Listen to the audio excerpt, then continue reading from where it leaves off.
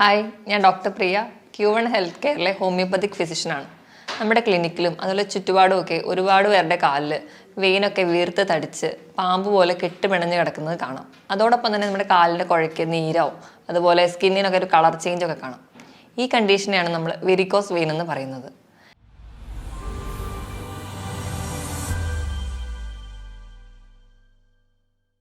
ഇന്ന് നമുക്ക് എന്താണ് വെരിക്കോസ് വെയിനും എങ്ങനെ ഉണ്ടാവുന്നതെന്നും എങ്ങനെ മാനേജ് ചെയ്യാം എന്നതിനെക്കുറിച്ച് സംസാരിക്കാം. ഈ വെരിക്കോസ് വെയിൻ എന്ന് പറയുന്ന കണ്ടീഷൻ കാലുകൾക്ക് മാത്രമല്ല ശരീരത്തിൻ്റെ പല ഭാഗങ്ങൾക്കും ഉണ്ടാവാം. ഇവിടെ എന്താ സംഭവിക്കുന്നതെന്ന് വെച്ചിട്ടുണ്ടെങ്കിൽ നമ്മുടെ കാലിലുള്ള അശുദ്ധ രക്തത്തെ തിരിച്ച് ഹൃദയത്തിലെത്തിക്കാനുള്ള ആ പ്രവർത്തനം നടക്കാതെ വരും. നമ്മുടെ കാലിലെ കണ്ണയിലെ മസിൽ, അതായത് സോളിയസ് എന്ന് പറയും, നമ്മുടെ രണ്ടാം ഹൃദയം എന്നാണ് അറിയപ്പെടുന്നത്. നമ്മൾ നടക്കുമ്പോഴും അല്ലെങ്കിൽ നമ്മൾ ഓടുമ്പോഴും അങ്ങനെയുള്ള എന്തെങ്കിലും എക്സസൈസുകളൊക്കെ ചെയ്യുന്ന സമയത്ത് കൺട്രാക്ട് ചെയ്യുകയും റിലാക്സ് ചെയ്യുകയും ചെയ്യുന്ന സമയത്താണ് ഈ അശുദ്ധ രക്തം ഹൃദയത്തിലെത്തുന്നത്. പല കാരണങ്ങൾ കൊണ്ട് ഈ അശുദ്ധ രക്തം, കാലിലുള്ള അശുദ്ധ രക്തം തിരിച്ച് ഹൃദയത്തിൽ എത്താതെ വരുന്നതുകൊണ്ടാണ് നമുക്ക് കാലുകൾക്ക് വെരിക്കോസ് വെയിൻ ഉണ്ടാവുന്നത്. എന്തൊക്കെ കാരണങ്ങൾ കൊണ്ട് നമുക്കിങ്ങനെ ഉണ്ടാകാം എന്ന് നോക്കാം. വെരിക്കോസ് വെയിൻ തന്നെ രണ്ട് രീതിയിൽ ഉണ്ടാവാം. പ്രൈമറി വെരിക്കോസ് വെയിനും secondary varicose vein. Primary varicose vein എന്ന് പറഞ്ഞാൽ ഏത് ഭാഗത്താണോ ബാധിച്ചത് അവിടുത്തെ രക്തക്കൊഴലുകളുടെ പ്രശ്നങ്ങൾ കൊണ്ട് ഉണ്ടാവുന്നതാണ് പ്രൈമറി വെരിക്കോസ് വെയിൻ. ഇനി സെക്കൻഡറി വെരിക്കോസ് വെയിൻ എന്താണെന്ന് നോക്കാം. സെക്കൻഡറി വെരിക്കോസ് വെയിൻ എന്ന് പറഞ്ഞാൽ മറ്റ് കാരണങ്ങൾ കൊണ്ട് ഈ രക്തം തിരിച്ച് പമ്പ് ചെയ്യാൻ പറ്റാത്തൊരവസ്ഥയാണ് സെക്കൻഡറി വെരിക്കോസ് വെയിൻ. എന്തൊക്കെയാണ് ഈ കാരണങ്ങളെന്ന് നമുക്ക് നോക്കാം. ഒന്നാമത്തെ കാരണം നമ്മൾ പറഞ്ഞല്ലോ, കാലിലെ വണ്ണയിലെ മസിലാണ് സോളിയസ്. ഈ മസിൽ കൺട്രാക്ട് ചെയ്യുന്നതും റിലാക്സ് ചെയ്യുന്നതും വഴിയാണ് നമുക്ക് അശുദ്ധ രക്തം തിരിച്ച് ഹൃദയത്തിലെത്തുന്നത്. ഈ മസിലിന് എന്തെങ്കിലും വീക്ക്നെസ്സോ അല്ലെങ്കിൽ ബലക്കുറവോ ഉണ്ടെങ്കിൽ ഈ പമ്പിങ് പ്രോപ്പറായിട്ട് നടക്കില്ല. രണ്ടാമതായിട്ട് നമ്മുടെ വെയിനുകളിൽ ഉള്ളിൽ വാൽവുകളുണ്ട്. ഈ വാൽവുകളാണ് രക്തത്തെ തിരിച്ച് കാലിലോട്ട് വരാതെ ഹൃദയത്തിലോട്ട് തന്നെ പമ്പ് ചെയ്ത് കയറ്റിവിടുന്നത്. ഈ വാൽവുകൾക്ക് എന്തെങ്കിലും പ്രശ്നം വന്നിട്ടുണ്ടെങ്കിലും നമുക്ക് വെരിക്കോസ് വെയിനുകൾ ഉണ്ടാവും. മൂന്നാമതായിട്ട് നമ്മൾ പ്രായം ചെല്ലുമ്പോഴൊക്കെ എല്ലാ അവയവങ്ങൾക്കും ക്ഷീണം സംഭവിക്കുമല്ലോ. അതുപോലെ തന്നെ നമ്മുടെ രക്തക്കൊഴലുകൾക്ക് ഇലാസ്റ്റിസിറ്റി ഒക്കെ നഷ്ടപ്പെടുന്നത് കൊണ്ട് നമുക്ക് വെരിക്കോസ് വെയിൻ ഉണ്ടാവാം. അടുത്തതായിട്ട് അമിതവണ്ണം വരുമ്പോൾ, അതുപോലെ വ്യായാമക്കുറവൊക്കെ ഉള്ളവരിൽ കൂടുതൽ പ്രഷർ നമ്മുടെ വെയിൻസിനൊക്കെ വരും. ഇങ്ങനെ വരുന്നത് വഴി നമുക്ക് വെരിക്കോസ് വെയിൻ ഉണ്ടാവാം. അടുത്തായിട്ട് സ്ത്രീകളിൽ കൂടുതലായി കാണുന്നു. സ്ത്രീകൾക്ക് പൊതുവെ വെരിക്കോസ് വെയിൻ കൂടുതലായി കാണുന്നുണ്ട്. അതിന് കാരണം ചില ഹോർമോണൽ ചേഞ്ചാണ്.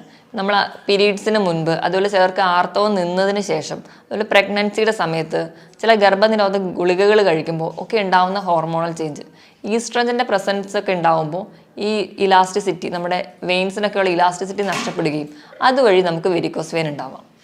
അടുത്തൊരു കാരണം കൂടുതലായിട്ട് സ്ത്രീകളിൽ എന്തുകൊണ്ട് കാണുന്നു എന്നാണ്. നമുക്കറിയാം, സ്ത്രീകളിൽ തന്നെ ഉണ്ടാകുന്ന ഒരു ഹോർമോണാണ് ഈസ്ട്രജൻ. ഈസ്ട്രജൻ്റെ അളവ് കൂടുമ്പോഴൊക്കെ നമ്മുടെ രക്തക്കൊഴലുകളുടെ ഇലാസ്റ്റിസിറ്റി കുറഞ്ഞു വരുന്നത് കാണാം. അതുവഴി നമുക്ക് വെരിക്കോസ് വെയിൻ ഉണ്ടാവും. പ്രത്യേകിച്ച് പീരീഡ്സിന് മുൻപ്, അതുപോലെ ആർത്തവം നിന്ന ശേഷം, പ്രഗ്നൻസിയുടെ സമയം, ഈ സമയത്തൊക്കെ നമുക്ക് വെരിക്കോസ് വെയിൻ ഉണ്ടാവുന്നതായി കാണാം. അതുപോലെ തന്നെ പ്രഗ്നൻസിയിൽ ഈ വെയിനുകളുടെ ഈ വ്യത്യാസത്തിനോടൊപ്പം തന്നെ നമുക്ക് രക്തത്തിൻ്റെ അളവ് കൂടുതലാണ്. ഇതും വെയിനുകളിൽ പ്രഷർ കൂട്ടും. അതുവഴി നമുക്ക് വെരിക്കോസ് വെയിൻ ഉണ്ടാവാം. ഇതോടൊപ്പം ചിലർക്ക് പാരമ്പര്യമായിട്ട് വെരിക്കോസ് വെയിൻ ഉണ്ടാവുന്ന കാണാം. ചിലതരം ജോലി ചെയ്യുന്നവരിൽ വെരിക്കോസ് വെയിൻ കൂടുതലായി കാണും. കണ്ടിന്യൂസ് ആയിട്ട് നിൽക്കുന്ന ജോലിക്കാർ, ഇപ്പോൾ ട്രാഫിക് പോലീസ്, അതുപോലെ ടീച്ചേഴ്സ്, ഇവർക്ക് കണ്ടിന്യൂസ് ആയിട്ട് ഒരു ഡയറക്ഷനിൽ മാത്രമേ ബ്ലഡ് ഫ്ലോ ഉണ്ടാവുള്ളൂ. തിരിച്ചുള്ള ബ്ലഡ് ഫ്ലോ വളരെ കുറവായിരിക്കും. അതുവഴി അവർക്ക് വെരിക്കോസ് വെയിൻ ഉണ്ടാവാം. അതുപോലെ കണ്ടിന്യൂസ് ആയിട്ട് ഇരുന്ന് ജോലി ചെയ്യുന്ന ഡ്രൈവർമാർ, തയ്യൽ ജോലി ചെയ്യുന്നവർ, ഇവർക്കൊക്കെ അതുപോലെ ഒരു ഡയറക്ഷനിൽ മാത്രമേ ബ്ലഡ് ഫ്ലോ ഉള്ളൂ. അതുവഴിയും വെരിക്കോസ് വെയിനുകൾ ഉണ്ടാവാം.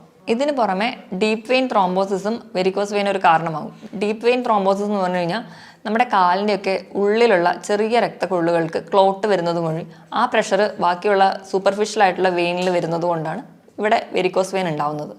ഇതിനോട് പുറമെ തന്നെ നമ്മുടെ ഗർഭാശയ മുഴകളോ അല്ലെങ്കിൽ വയറിൽ വേറെ ഗ്രോത്തോ അങ്ങനെ എന്തോ ഉള്ളവർക്കും വെരിക്കോസ് വെയിൻ ഉണ്ടാവുന്നതായി കാണാം. ഇനി എന്തൊക്കെയാണ് വെരിക്കോസ് വെയിനിൽ കാണുന്ന ലക്ഷണങ്ങളെന്ന് നോക്കാം. നമ്മുടെ കാലിലും അല്ലെങ്കിൽ എവിടെയാണോ ബാധിക്കുന്നത് അവിടെ ഇംപ്യൂർ ബ്ലഡ്, അഥവാ അശുദ്ധ രക്തം കെട്ടിക്കിടക്കുകയാണ്. ഇങ്ങനെ അശുദ്ധ രക്തം കെട്ടിക്കിടക്കുന്നത് വഴി ആ കോശങ്ങളിൽ നീർക്കെട്ടുകൾ ഉണ്ടാവുന്നു. ഇങ്ങനെ കോശങ്ങളിൽ നീർക്കെട്ട് ഉണ്ടാവുന്നത് വഴി നമ്മുടെ കാലുകൾ എവിടെയാണോ ബാധിച്ചിട്ടുള്ളത് അവിടെ നീർവീക്കം കാണാം. ഇങ്ങനെ നീർക്കെട്ട് ഉണ്ടാവുന്നത് മൂലം കോശങ്ങൾക്ക് വേണ്ട ഓക്സിജൻ കിട്ടുന്നില്ല. ഓക്സിജൻ കിട്ടാത്തത് കൊണ്ടാണ് അവിടെ ഒരു സ്കിന്നിനൊക്കെ ആ ഒരു കളർ ചേഞ്ച് വരുന്നത്. ഒരു ബ്ലാക്ക് കളറോ അല്ലെങ്കിൽ കറുത്ത ഗ്രേ കളറിലോട്ടൊക്കെ സ്കിൻ മാറാൻ കാരണം വേണ്ട രീതിയിലുള്ള ഓക്സിജൻ ആ സ്കിന്നിന് കിട്ടാത്തത് കൊണ്ടാണ്. ഇങ്ങനെ ഓക്സിജൻ കിട്ടാത്തത് കൊണ്ട് അവിടെയുള്ള കോശങ്ങളുടെ ആരോഗ്യം കുറയും. കോശങ്ങളുടെ ആരോഗ്യം കുറയുമ്പോൾ സ്കിന്ന് കുറച്ചും കൂടി കട്ടി കുറഞ്ഞ് ചൊറിച്ചിലൊക്കെ ഉണ്ടാവാൻ തുടങ്ങും. അങ്ങനെ ആ ചൊറിച്ചിൽ നീണ്ടു നിൽക്കുകയാണെങ്കിൽ അത് പൊട്ടി അൾസർ ആവാൻ കാരണമാകും. ഒന്നാമത് അവിടെ ഓക്സിജൻ്റെ അളവ് കുറവായതുകൊണ്ട് തന്നെ ഈ അൾസർ ഉണ്ടായാലും അത് പെട്ടെന്നൊന്നും ഉണങ്ങാതിരിക്കും. അതിൽ വീണ്ടും വീണ്ടും ഇൻഫെക്ഷൻ വരാനുള്ള ചാൻസ് കൂടുതലാണ്. ഓക്സിജൻ കുറവായതുകൊണ്ടും ഇംപ്യൂർ ബ്ലഡ് കെട്ടിക്കിടക്കുന്നതുകൊണ്ടും ഈ എന്തെങ്കിലും ഇൻഫെക്ഷൻ വന്നാൽ തന്നെ അത് പ്രോഗ്രസ് ചെയ്ത് വലിയ വലിയ അൾസറിലോട്ട് പോകാനുള്ള ചാൻസ് കൂടുതലാണ്. ഇതിനോടൊപ്പം തന്നെ കാലിന് വേദന വരാം, അതുപോലെ കഴപ്പ്, അതുപോലെ കാലിന് പെരുപ്പൊക്കെ തോന്നാം, നല്ല കഠിനമായ വേദന, ഇടയ്ക്ക് വന്നും പോയൊക്കെ നിൽക്കുന്ന പോലെ തോന്നും. അതുപോലെ തന്നെ കാലിന് നല്ല തൊലിക്കൊക്കെ കളറ് മാറുന്നത് പോലെയും അവിടെ ചൊറിച്ചിൽ വരാം, ചൊറിഞ്ഞ് അത് പൊട്ടി അൾസർ ആവാനുള്ള ചാൻസ് ഉണ്ട്. അപ്പോൾ ഈ പ്രമേഹം പോലെയുള്ള രോഗങ്ങൾ കൂടെയുള്ളവരാണെങ്കിൽ ഈ അൾസർ പെട്ടെന്ന് പ്രോഗ്രസ് ചെയ്ത് പോകാൻ മറ്റ് ശരീരഭാഗത്തേക്ക് കൂടെ സ്പ്രെഡ് ചെയ്യാനുള്ള ചാൻസും കൂടുതലാണ്. ഇനി നമുക്ക് വെരിക്കോസ് വെയിനെ എങ്ങനെ ക്ലാസിഫൈ ചെയ്യാൻ നോക്കാം. 6 സ്റ്റേജസ് ആയിട്ട് ക്ലാസിഫൈ ചെയ്തിട്ടുണ്ട്. C0 അതിൽ നിന്ന് പുറത്ത് പ്രത്യേകിച്ച് കാണത്തക്ക ബുദ്ധിമുട്ടുകളോ അല്ലെങ്കിൽ വേറെ സിംറ്റംസ് ഒന്നും ഉണ്ടാവില്ല. ഇനി C1 എന്ന് പറയുമ്പോൾ ചെറിയ വെയിൻസ് ഒക്കെ പ്രോമിനൻ്റ് ആയി കാണാം. ഇനി C2 എന്ന് പറയുമ്പോൾ അതൊരു വെരിക്കോസ് വെയിൻ്റെ ആ ഒരു സ്റ്റേജിൽ വെയിനൊക്കെ കുറച്ചും കൂടി പ്രോമിനൻ്റ് ആയി കുറച്ചുകൂടി തടിച്ച് വീർത്ത് നിൽക്കുന്നതായി കാണാം. ഇനി സ്റ്റേജ് 3 എന്ന് പറയുന്നതിൽ അതിനോടൊപ്പം തന്നെ കാലിൻ്റെ കുഴയ്ക്കൊക്കെ നീര് വന്നിട്ടുണ്ടാവും. സ്റ്റേജ് 4 എന്ന് പറയുന്നതിൽ ഇതിനോടൊപ്പം സ്കിൻ ചേഞ്ചസ് ഒക്കെ വന്നിട്ടുണ്ടാവും. സ്റ്റേജ് 5 എന്ന് പറയുമ്പോൾ അൾസർ, ചിലപ്പോൾ അത് ഉണങ്ങിയ അൾസർ ആവാം, ഇതിനൊരു അൾസറേഷൻ കൂടി ഉണ്ടെങ്കിൽ സ്റ്റേജ് 5. ഇങ്ങനെ 6 സ്റ്റേജസ് ആയിട്ടാണ് വെരിക്കോസ് അൾസറിനെ നമ്മൾ ക്ലാസിഫൈ ചെയ്യുന്നത്. കോമൺ ആയിട്ട് വെരിക്കോസ് വെയിൻ എന്ന് പറയുന്നത് നമ്മൾ കാലുകളിലാണ് കാണുന്നത്. ഇതിന് പുറമെ വേറെ പല സൈറ്റിലും ഉണ്ടാവും. അത് ഏതൊക്കെയാണെന്ന് നോക്കാം. ഒന്നാമത് പൈൽസ് ആയിട്ട് പ്രസൻറ്റ് ചെയ്യാം. നമ്മുടെ മലദ്വാരത്തിൻ്റെ അടുത്തുള്ള വെയിൻസിന് വെരിക്കോസ് വെയിൻ വരുന്ന കണ്ടീഷനാണ് പൈൽസ്. രണ്ടാമതായിട്ട് വരുന്നതാണ് വെരിക്കോസീൽ. വെരിക്കോസീൽ എന്ന് പറയുമ്പോൾ വൃഷ്ണസഞ്ചിക്ക് വരുന്ന വെരിക്കോസ് വെയിനാണ്. അവിടെ വരുന്നത് വഴിയായിട്ട് വൃഷ്ണസഞ്ചിക്ക് വീക്കവും അതുവഴി വന്ധ്യത വരെ ഉണ്ടാവാനുള്ള ചാൻസ് ഉണ്ട്. മൂന്നാമതായിട്ട് സ്ത്രീകളിൽ പ്രഗ്നൻസിയിൽ കാണുന്ന വെരിക്കോസ് വെയിൻ. അത് പൊതുവേ പ്രഗ്നൻസി കഴിഞ്ഞ് ഡെലിവറി ഒക്കെ കഴിഞ്ഞ് 2-3 മാസം കഴിയുമ്പോൾ പൊതുവേ അത് കുറയാറുണ്ട്. ചിലർക്ക് വെരിക്കോസ് വെയിൻ്റെ പാരമ്പര്യം കൂടെ ഉണ്ടെങ്കിൽ ഇത് പെർസിസ്റ്റ് ചെയ്ത് അത് ചിലപ്പോൾ ജീവിതകാലം മുഴുവൻ നിൽക്കാനുള്ള ചാൻസസും ഉണ്ട്. എന്തുകൊണ്ടാണ് പ്രഗ്നൻസിയിൽ വെരിക്കോസ് വെയിൻ വരുന്നതെന്ന് നോക്കാം. ഒന്നാമത്തെ കാരണം എന്ന് പറഞ്ഞാൽ പ്രഗ്നൻസിയിൽ പൊതുവേ നമ്മുടെ ബ്ലഡിൻ്റെ എമൗണ്ട് കൂടുതലാണ്. അത് വെയിനിന് കൂടുതൽ പ്രഷർ ഉണ്ടാക്കി അങ്ങനെ വെരിക്കോസ് വെയിൻ ഉണ്ടാവും. രണ്ടാമതായിട്ട് നമുക്ക് ഒരു കുഞ്ഞിൻ്റെ ഭാരം കൂടി വരികയാണ്. അപ്പോൾ നമ്മുടെ അടിവയറിന് അല്ലെങ്കിൽ നമ്മുടെ അബ്ഡമനിൽ പ്രഷർ കൂടുതലാണ്. ആ ഒരു വെയിറ്റും കൂടി വരുമ്പോൾ അത് വെയിനിന് കൂടുതൽ പ്രഷർ ഉണ്ടാക്കുന്നത് വഴി നമുക്ക് വെരിക്കോസ് വെയിൻ ഉണ്ടാവാം. ഇങ്ങനെ 2 രീതിയിലാണ് പ്രഗ്നൻസിയിൽ വെരിക്കോസ് വെയിൻ ഉണ്ടാവുന്നത്. ഇത് ഒരു പരിധി വരെ നമുക്ക് കുഞ്ഞ് ഡെലിവറി ഒക്കെ കഴിയുമ്പോൾ കുറയാറുമുണ്ട്. ഇതിനോടൊപ്പം തന്നെ സ്ത്രീകളിൽ പ്രഗ്നൻസിയുടെ സമയത്ത് യോനി ഭാഗത്തും വെരിക്കോസ് വെയിൻ കാണാറുണ്ട്. ഇതും ഡെലിവറിക്ക് ശേഷം പൂർണ്ണമായിട്ടും മാറുന്നതായി കാണാം. ഇനി നമുക്ക് വെരിക്കോസ് വെയിൻ തന്നെയാണോ ആ കണ്ടീഷൻ എന്ന് കൺഫേം ചെയ്യാൻ വേണ്ടിയിട്ട് എന്ത് ഇൻവെസ്റ്റിഗേഷൻ ചെയ്യണം എന്ന് നോക്കാം. അതിനായിട്ട് നമ്മൾ ചെയ്യുന്നതാണ് ഡോപ്ലർ സ്കാൻ. ഡോപ്ലർ സ്കാൻ ചെയ്യുന്നത് വഴി വെയിൻ്റെ കണ്ടീഷൻ നമുക്ക് പഠിക്കാം. അത് സൗണ്ട് വേവ് പാസ് ചെയ്തുകൊണ്ട് നമുക്ക് രക്തത്തിൻ്റെ ഒഴുക്ക് എങ്ങനെയാണ്, എന്തെങ്കിലും ക്ലോട്ട് ഉണ്ടോ, അതുപോലെ അവിടുത്തെ വെയിൻസിലുള്ള വാൽവിൻ്റെ ഫങ്ഷനിങ് എങ്ങനെയാണ്, ഇതൊക്കെ തിരിച്ചറിയാൻ പറ്റും. അതുവഴി നമുക്ക് എന്താണോ പ്രശ്നം അതിനെ നമുക്ക് മാനേജ് ചെയ്യാനും പറ്റും. ഇനി നമുക്ക് വെരിക്കോസ് വെയിനെ എങ്ങനെ മാനേജ് ചെയ്യാമെന്ന് നോക്കാം. നമ്മൾ ആദ്യമൊന്നും വെരിക്കോസ് വെയിനെ വലിയ കാര്യമാക്കി എടുക്കില്ല. കുറച്ച് പ്രോഗ്രസ് ചെയ്യുമ്പോഴായിരിക്കും ഒരു ട്രീറ്റ്മെൻറ്റിൻ്റെ ആവശ്യകതയെക്കുറിച്ച് ചിന്തിക്കുന്നത്. അപ്പോൾ നമ്മൾ ചെല്ലുമ്പോൾ ഡോക്ടർ പറയും സർജറി ചെയ്താൽ മതിയെന്ന്. സർജറി ചെയ്യുമ്പോൾ ചിലപ്പോൾ അപ്പോൾ ഒരു താൽക്കാലികമായ ഒരു ആശ്വാസം മാത്രമേ കിട്ടുള്ളൂ. ഉടനെ തന്നെ അത് അടുത്ത വെയിനെ എഫക്റ്റ് ചെയ്യുന്നു. ഇങ്ങനെ കണ്ടീഷൻ മാറിക്കൊണ്ടേയിരിക്കും. അതുകൊണ്ട് നമ്മൾ ഈ സർജറി ചെയ്താലും ചെയ്തില്ലെങ്കിലും അതിനോടൊപ്പം തന്നെ നമ്മുടെ ലൈഫ് സ്റ്റൈലിലും കുറച്ച് മോഡിഫിക്കേഷൻസ് ഒക്കെ നടത്തണം. എന്തൊക്കെയാണ് അതെന്ന് നോക്കാം. ഒന്നാമതായിട്ട് നമ്മുടെ വണ്ണം കുറയ്ക്കുക. ഈ വെരിക്കോസ് വെയിൻ ഉള്ളവർക്ക് ആ ഒരു പ്രഷർ കുറയ്ക്കാൻ വേണ്ടി തന്നെ വണ്ണം കൺട്രോൾ ചെയ്യുക. അതിനുവേണ്ടി നമ്മൾ അന്നജം അടങ്ങിയ ഭക്ഷണങ്ങളും കിഴങ്ങ് വർഗ്ഗങ്ങളും മധുരങ്ങളും ട്രാൻസ് ഫാറ്റ് അടങ്ങിയിട്ടുള്ളതും കൊഴുപ്പും എണ്ണയും അടങ്ങിയ ഭക്ഷണങ്ങൾ പൂർണ്ണമായും ഒഴിവാക്കണം. മിക്കവാറും ഈ വെരിക്കോസ് വെയിൻ ഒക്കെ ഉള്ളവർക്ക് മലബന്ധം ഉണ്ടാവുന്നതായി കാണാം. അത് ഒഴിവാക്കാൻ കൂടിയായിട്ട് നമുക്ക് ഫൈബർ അടങ്ങിയിട്ടുള്ള ഭക്ഷണങ്ങൾ കൂടുതലായിട്ട് കഴിക്കുക. അതിനായിട്ട് ഫ്രൂട്ട്സും വെജിറ്റബിൾസും കൂടുതലായിട്ട് നമ്മുടെ ഭക്ഷണത്തിൽ ഇൻക്ലൂഡ് ചെയ്യണം. ഇനി നമുക്ക് എന്തൊക്കെ ഭക്ഷണം കഴിക്കണം എന്ന് നോക്കാം.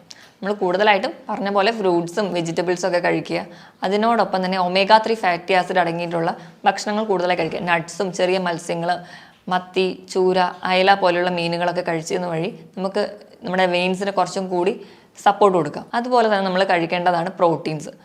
പ്രോട്ടീൻ എന്ന് പറഞ്ഞാൽ കൂടുതലും ആനിമൽ പ്രോട്ടീനെ ഡിപ്പെൻഡ് ചെയ്യാതെ വെജിറ്റബിൾ പ്രോട്ടീൻ, കൂടുതലും പയർ, കടല, പരിപ്പ് തുടങ്ങിയവ കൂടുതലായിട്ട് കഴിക്കുക. അതുപോലെ മുട്ട കഴിക്കുന്നത് നല്ലതാണ്. ഇതിനോടൊപ്പം തന്നെ ഭക്ഷണത്തിലേക്ക് ഇഞ്ചിയുടെ അളവ് കുറച്ച് കൂട്ടാം. അത് വഴി നമുക്ക് നമ്മുടെ ക്ലോട്ട് ഉണ്ടാക്കുന്ന ഫൈബ്രിൻ എന്ന് പറയുന്ന കമ്പോണൻറ്റിനെ അലിയിച്ച് കളയും. അങ്ങനെ നമുക്ക് ബ്ലഡ് ക്ലോട്ട് പ്രിവെൻറ്റ് ചെയ്യാൻ പറ്റും. അതുപോലെ നമ്മുടെ ബീട്രൂട്ട് കഴിക്കുന്നത് നല്ലതാണ്. ബീട്രൂട്ടിൽ നൈട്രസ് എന്ന് പറയുന്ന ഒരു കണ്ടന്റ് ഉണ്ട്. അത് നൈട്രസ് ഓക്സൈഡായിട്ട് കൺവേർട്ട് ചെയ്യും. അത് നമ്മുടെ വെയിനൊക്കെ ഡയലേറ്റ് ചെയ്യാനും വെയിൻ്റെ ആ ഒരു ഇലാസ്റ്റിസിറ്റി മെയിൻറ്റെയിൻ ചെയ്യാനും നല്ലതാണ്. അതുപോലെ നമ്മൾ വൈറ്റമിൻ സി അടങ്ങിയ ഫ്രൂട്ട്സ്, അതായത് പുളിയൊക്കെയുള്ള ചില ഫ്രൂട്ട്സ്, നെല്ലിക്ക, നാരങ്ങ, ഓറഞ്ച് ഒക്കെ കഴിക്കുന്നത് നല്ലതാണ്. വൈറ്റമിൻ സി കൊളാജൻ, ഇലാസ്റ്റിൻ തുടങ്ങിയ പ്രോട്ടീനുകളെ ഉണ്ടാക്കാൻ വേണ്ടി സഹായിക്കും.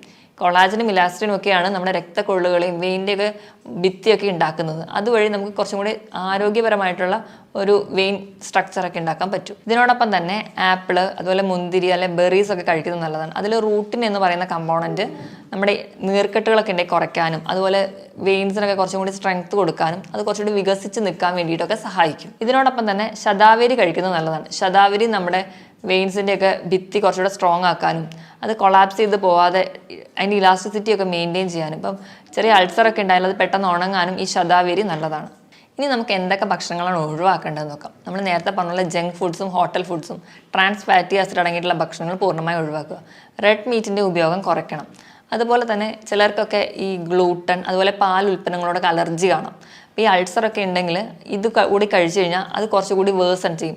അൾസറൊക്കെ കുറച്ചുകൂടി സ്പ്രെഡ് ആവാൻ കാരണമാവും. അതുകൊണ്ട് ഇങ്ങനെ അൾസറോ അല്ലെങ്കിൽ വെരിക്കോസ് വെയിൻ ടെൻഡൻസി ഉള്ളവർ ഗ്ലൂട്ടൺ അടങ്ങിയിട്ടുള്ള ചപ്പാത്തി അതുപോലെ ഓട്സ് ഒക്കെ കുറയ്ക്കുക. അതുപോലെ പാൽ ഉൽപ്പന്നങ്ങൾ കുറച്ച് വേണം ഉപയോഗിക്കാൻ.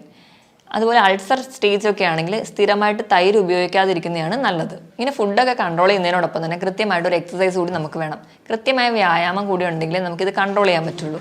അപ്പോൾ വെരിക്കോസ് വെയിനൊക്കെ നല്ല ബുദ്ധിമുട്ടുള്ളവരാണെങ്കിൽ കഠിനമായ വ്യായാമം ചെയ്യാതെ രാവിലെ കുറച്ചൊക്കെ ഒരു നിരപ്പായ സ്ഥലത്തൂടെയൊക്കെ നടക്കാൻ വേണ്ടി ശ്രദ്ധിക്കുക.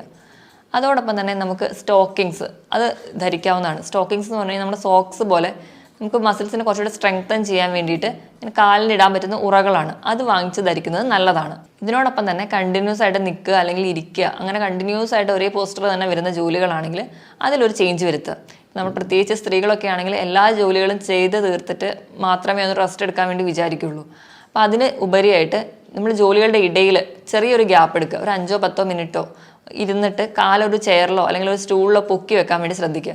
അത് നമുക്ക് ആ അശുദ്ധ രക്തത്തെ തിരിച്ച് ഹൃദയത്തിലോട്ട് പമ്പ് ചെയ്യാൻ വേണ്ടി സഹായിക്കും. ഇതിനോടൊപ്പം തന്നെ നമ്മൾ രാത്രി കിടന്നുറങ്ങുമ്പോൾ നമ്മുടെ കാലൊരു തലയണ വെച്ച് പൊക്കി വെക്കുന്നത് നല്ലതാണ്. അതും നമുക്ക് അശുദ്ധ രക്തത്തെ തിരിച്ച് ഹാർട്ടിലേക്ക് എത്തിക്കാൻ വേണ്ടി സഹായിക്കും.